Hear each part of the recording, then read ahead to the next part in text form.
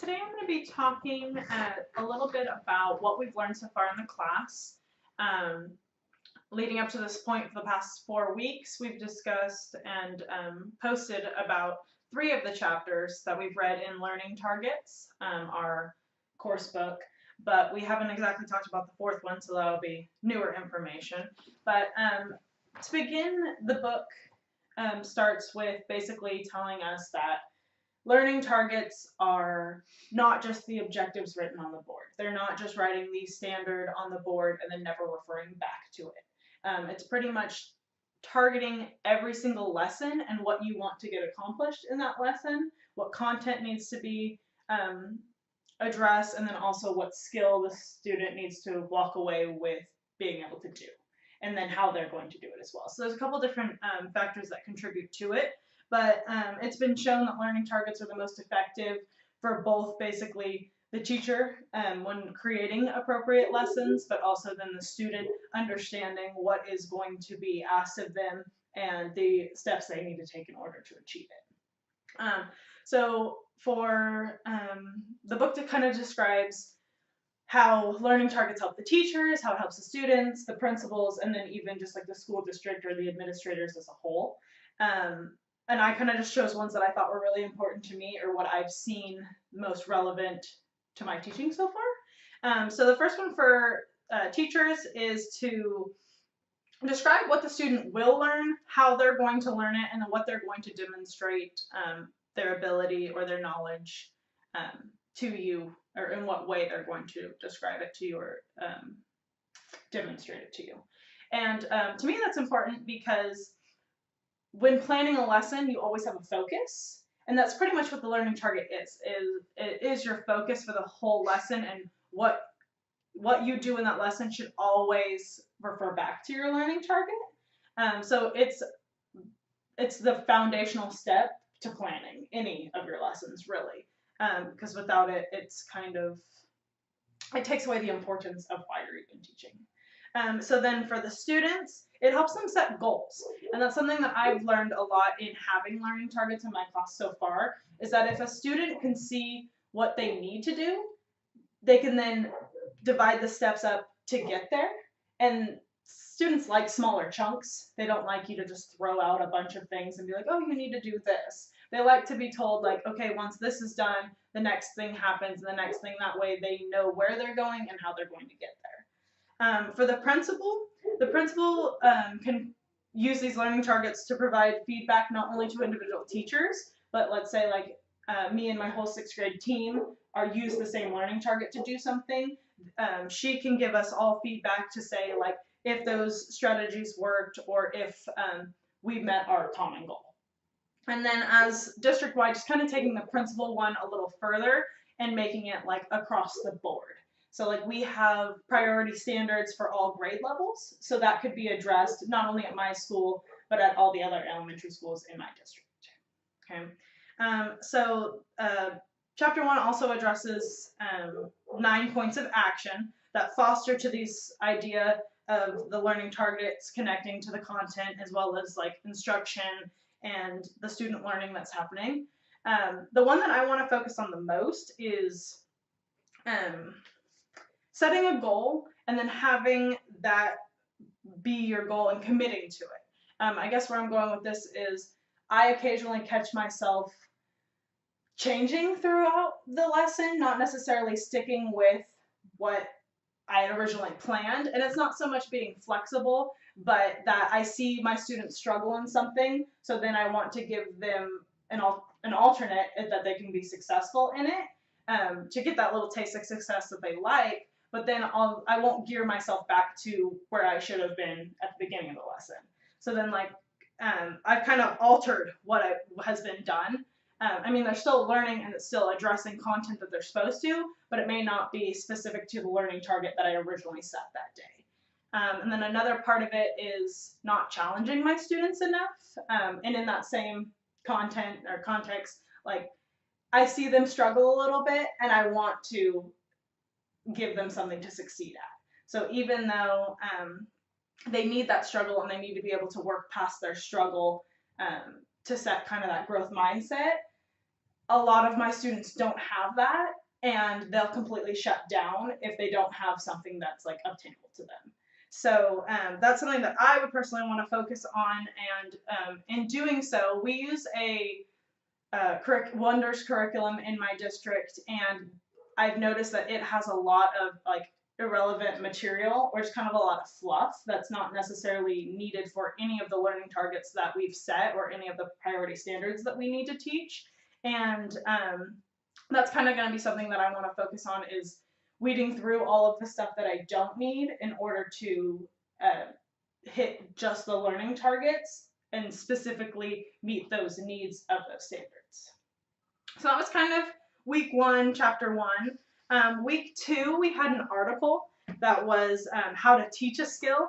I liked this one a lot. It was off of a Learning for Life website, but it was about how teaching isn't just telling someone information. You need to have them experience the learning, or to like practice with it and be able to identify with it in what they're doing, not necessarily what you're doing, because learning is through the student, it's not necessarily through the teacher. And each individual is a different learner, so they all learn in different ways. They're all going to be able to demonstrate their knowledge in a different way. And that was kind of just teaching in general, but then teaching to the skill, you need to be able to not only give them the skill or teach them the skill, but then you also need to be able to have them use the skill, and so they can get more comfortable with it and become confident in using that skill. So then you could address different content based upon the same skill. Part of it too that I liked, it said coaching to a skill, or coaching a skill. And I loved that it said that you have to be able to do the skill yourself in order to teach it. And I connected it mainly with, I taught a basketball team this last season, and I don't know necessarily a lot about basketball. And so I came to those kind of situations where I was trying to teach a skill that I necessarily couldn't do myself. And so it was hard to get across to the students, even though I could explain the skill and I could tell them in great detail what needed to get accomplished to do the skill. I didn't have a model. I couldn't do it myself to show them what that skill would look like when they had mastered it. And so that was kind of a big struggle that I had, but I liked that they put, teaching, then teaching a skill, and then coaching a skill, because they're all very different things, even though what we want is for the student or the child to be able to demonstrate it. But the way you get it across to them is a lot different in each of those circumstances. So that was kind of in that article, but then chapter 2 we had to read for week 2, and it was about designing the learning target. The students, the most important part is making sure that the students understand the purpose of why they're doing it. Children in general always want to ask, like, well, why? Well, why are we doing this? Or, why'd you say no? And so once they have a purpose, they can connect better with it and have a better understanding, and kind of take ownership in wanting to do it and having a desire to do it, rather than just being told to do it. So on that too is, it needs to be really kid friendly. You need to be able to use language that they understand. If you just write, like the California State Standard up on the board, it's really detailed and it's really great for us as a teacher, but students would look at that, especially in lower grade levels, and might not be able to even read it, or, try to get across what, they're actually supposed to be doing. So the first part of designing it would probably be making sure you're using language that's they're comfortable reading and comfortable using, because you need to address it throughout your lesson, just not at the very beginning.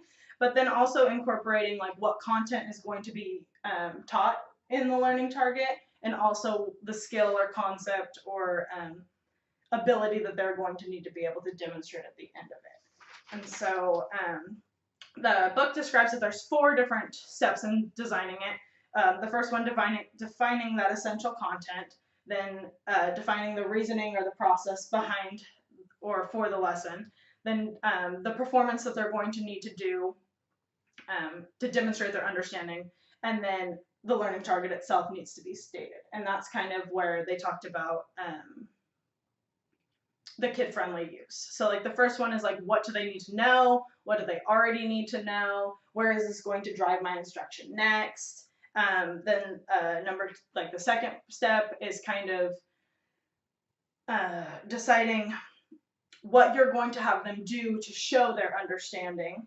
And then and then the fourth one being like this, telling it in the student's point of view to make that connection. So like, we're going to learn to do this, or like, we're going to learn this today, and then by the end of it, I, as the student, can demonstrate this or have the ability to do this.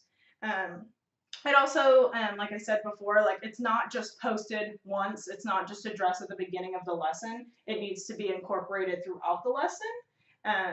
That way the students still make that connection each time.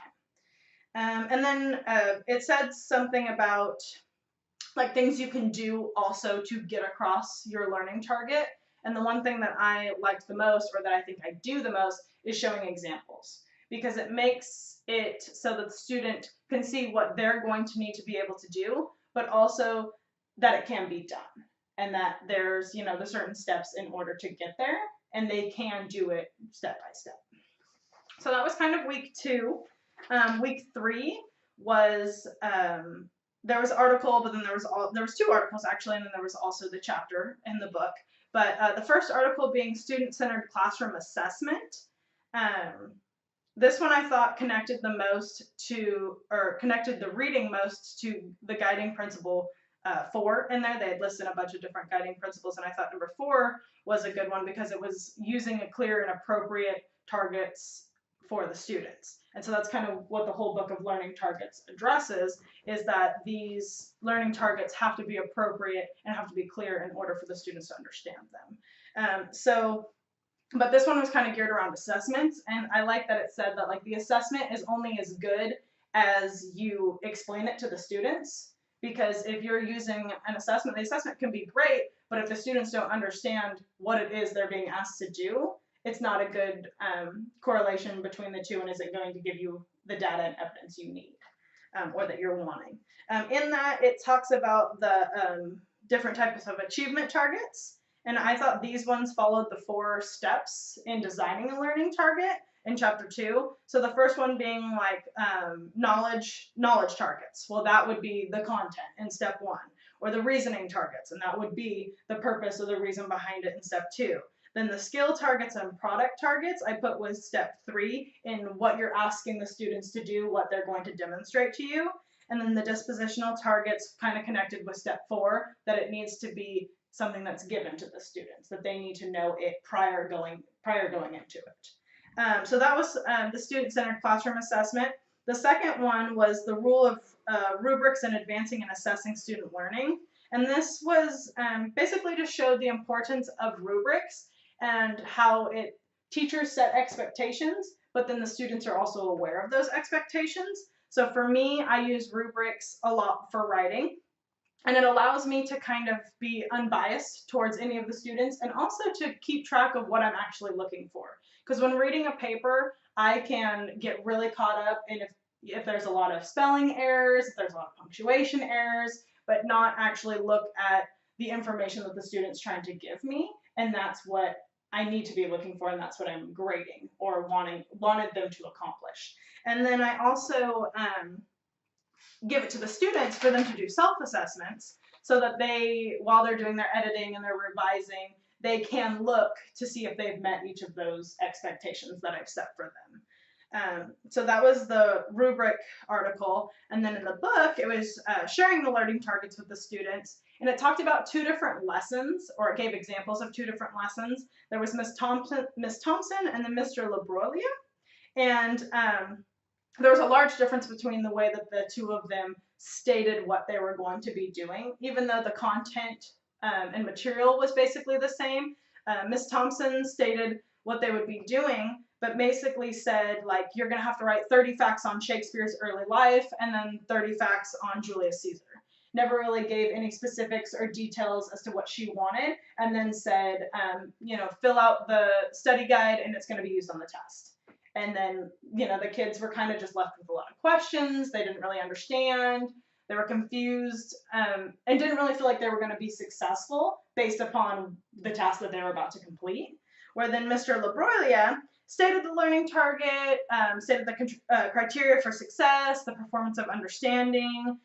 It was about finding claims and the two different types of claims, and then how to, and then gave support on how to evaluate those claims. So not only did they know what they were looking for, they knew that there was different types of it, and then how to classify the two into those different types.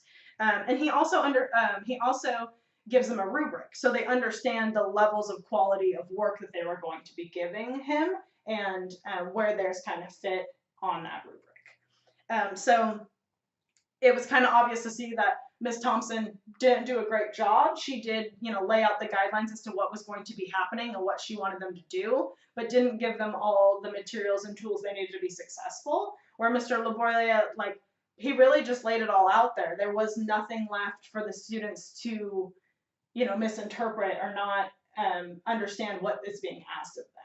So those can be kind of in my classroom. The way that I would do that is by sharing the I can statements and we are learning to do, or what we're going to learn today, and that being the content and the skill, and then the I can being the performance or where they're going to demonstrate it to me.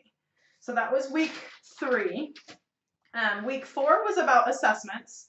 The assessments are used to indicate what a student knows or the knowledge they have based upon the skill or content that you're giving them. There was a PDF called Formative Assessment and Assessment for Learning. I like this one because it did focus a lot on formative assessments, and formative assessments are the ones that you take the information to drive where you're going to go next, or you give feedback, and you use that information a lot. Where summative assessments provide evidence on the student learning and the achievement of the student, but you don't necessarily take it anywhere. That would be more like your SBAC too, like your big test you take at the very end of the year that's just cumulative of everything you've learned so far. There is smaller degreed ones, but for the most part, those are your big exams. They're not your little quizzes. They're formal. They can't be informal. Where formative assessments kind of tell you throughout a lesson whether you need to reteach, whether you can move on, which students you need to group together. And you just get to use that information for a lot of good things. And I like that it stated that it's not exactly the information that's important, it's the way you use the information that's going to be important in your classroom. So it also then gave, so I'm going to go back to that. For the formative assessments, it does things for the teacher, but it also does things for the student. So for the teacher, it gives you a way to provide feedback. It can guide your instruction, and then you can also level your students into groups. But then for the students, it allows them to kind of monitor their work and then improve achievement based upon the feedback you've given them if used appropriately. So those formative assessments go both ways. They help both the teacher and the student. And then the next one was the 7 strategies of assessment for learning. I kind of put these together still in the same groups from the book. So there were the strategies 1 and 2 as to where am I going, and this is that beginning part where you're displaying the content and the learning target that's going to be addressed, and then also providing that example so they know what they're going to be doing by the end of it. And then this second group was the where am I now, where for strategies 3 and 4 is providing that feedback and then allowing the students to self-assess themselves and then set goals for themselves. And then the last one is how can I close the gap, and that's going to be strategies 6, 7, and 8, being that you're giving them the learning target one at a time so it's manageable. You're also giving them the ability to revise, and you're putting them in control of their learning and their progress because they can take what you've given them and fix it or make it better or improve or strive towards what it was that they needed to accomplish. So then back to the book, it was about using learning targets to feed learning forward. So it was still about taking that feedback but making sure that it's effective. So because it says that effective feedback can raise student improvement more than any other teaching behavior. And so what makes it effective is making sure that your students know what they're learning and what they have learned, how close they are to mastering the content or the skill that you're asking them to do or learn, and then what they need to do next. Like what's their next steps in either closing the gap to getting to where they need to be or moving forward past the one that they've already learned. And so that also just, it lets students kind of take the wheel of their own learning and decide what they need to do to make their next move. All students want to do their best, but not all students will do their best, dependent upon their desire to achieve or the reasoning behind their desire to achieve. Because some students, you know, they don't want to look dumb. They want to look like socially appropriate to their peers. But then there's also students that just, they're like, well, it's going to be on the test, so I better learn it. But neither one of those are like lifelong learner mentalities to have. They may, you know, do well on the test one time, but they're not going to remember it or be able to use it in the future. So it's not actually that they're learning it, they're just kind of memorizing it and then dumping it out of their minds after they've gotten the grade that they wanted.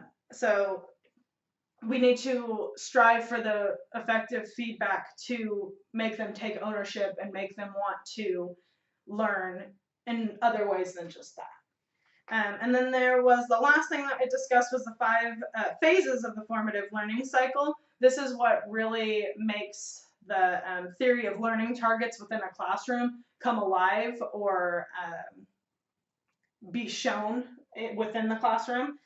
Phase 1 was to model and explain. This is the intention for the lesson. Once again, addressing that learning target and then giving kind of the purpose behind it and showing what needs to be done and how it is to be done.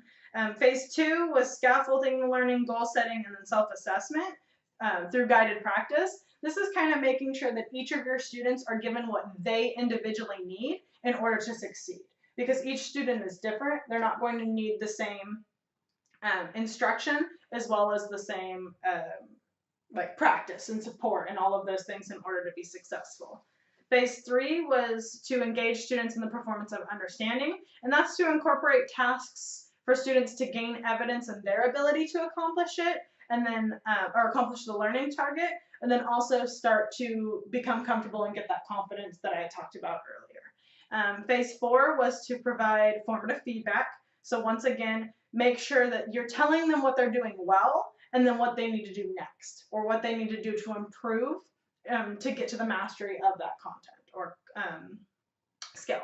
And then phase 5 was to give the students the opportunity to use that feedback to improve their performance. So they need to be given a second chance, or they need to be able to take what feedback you've given them and improve. There's really no purpose in giving a student feedback if they don't get to then use that feedback to do better.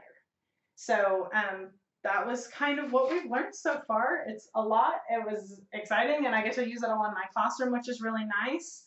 And I'm looking forward to the rest of the weeks. Good.